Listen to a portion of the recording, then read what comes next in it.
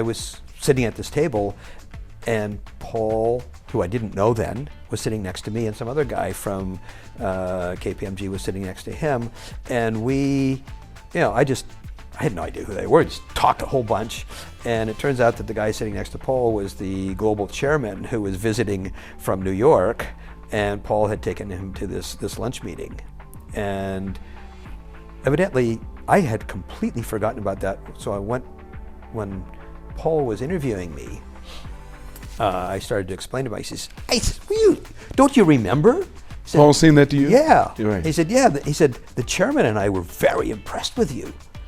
I was like, really? Who was the chairman? When was this? Who are you? I'm glad I'm not the only one that does that. It was important to them, but you were just, hey, that's what I do. I was just being myself. That's right. Yeah, and that in that particular case, it doesn't always work out that. In that particular case, being myself worked out okay. Sure did. Sometimes it doesn't. So I went in, and there was a small part of consulting. There were a whole bunch of divisions in consulting. One of them was actually doing executive search, and it was almost invisible, and it hadn't grown in years, and that's why Paul brought me in. And the tricky thing about that was I wasn't brought in clearly as the managing director. There was another guy who had already been managing director, so I came in next to him, a Japanese guy. And that guy had come out of, I think, one of the big Japanese technology companies, and he'd been there several years in KPMG. So he knew how large corporate politics worked. I had no idea. I'd been in a couple small companies, and I had not a clue. And I'm an innocent country boy from the Great Lakes. So after a number of years, he just out-politicked me all to pieces. Oh, really? Yeah.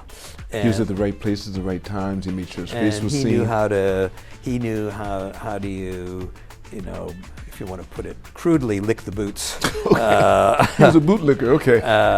And during the first 2 years I was there, I think, or 2.5 years, you could say I was quite lucky, but revenues tripled.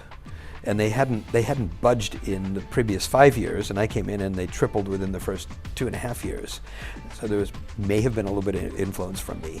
And I was kind of a star, but I didn't know how to capitalize on that stardom. Not internally. I didn't know how to do that.